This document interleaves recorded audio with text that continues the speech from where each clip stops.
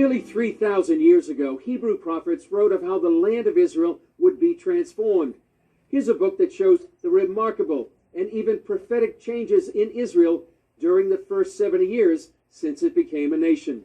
150 years ago, famed author Mark Twain visited the Holy Land and wrote, "It was a desolate country and a silent and mournful expanse." He talks about up in the Jezreel Valley, he talks about how that you can travel in 10 miles in any direction and not see a single person. And so one of the towns that we did some photography was of a small town of Afula, which is really off the map as far as many Westerners are concerned, but it was established in the early 1900s. So 50, 60 years after Mark Twain, there's a small Jewish settlement. Today it's a booming Israeli city that we've been able to match side-by-side perfect photography with it.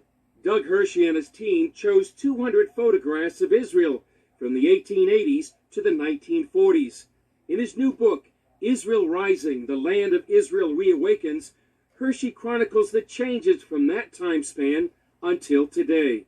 That's been part of the joy. I mean, we have these old photos of Tel Aviv of less than 100 years ago of shacks on sand dunes with camel caravans on the beach, and to compare it from the exact same angle today, it's just stunning.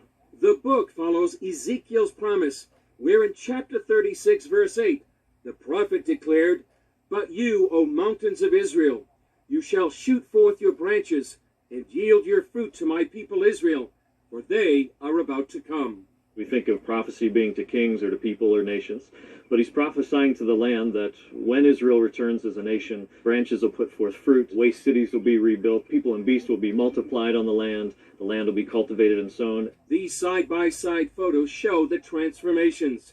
Here's Jerusalem near the King David Hotel in the 1930s, and the same view today. This is the Hebrew University campus in 1925, and what it looks like now. From the north in Haifa to the south in Beersheba, Hershey says the pictures represent the prophet's words coming alive.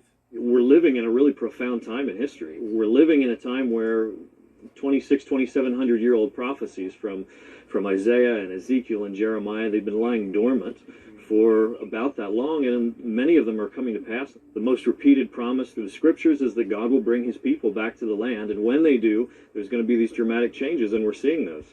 Hershey says the land itself seemed to be waiting for its ancient people to return. To me, it's one of the most profound things here, is this land has been conquered 15, 20 different times. It never becomes a homeland for any other people group, and the land would never produce for any other people group. And Israel moves back in, and suddenly the vast desert wastelands are now producing flowers, they're producing fruit. Isaiah 27 talks about how that when Israel returns, that Jacob will take root and fill the earth with fruit. And for many centuries, believers would read that and look at that as allegorical or spiritual, and we're finding today it's very literal. It's happening right now. Hershey says the book provides a visual opportunity for those who have never visited Israel, and it's also struck a chord with the younger generations. Most millennials are ready for something real. They want to see something practical. It's as far as much of perhaps theological Christianity that they've been raised on, more ideas. They're ready for something solid. They're ready for something real. And so even now when I speak in the States, sometimes I'll have questions about theology or the questions about the land, and usually my answer revolves around, let me show you. Come with me to Israel, I'll show you myself. Hershey sees Israel as a miracle. Absolutely. I mean, Israel is the time clock, as many people have heard and have said. And I believe that as well. I mean, there's so much that is happening here in a very short amount of time.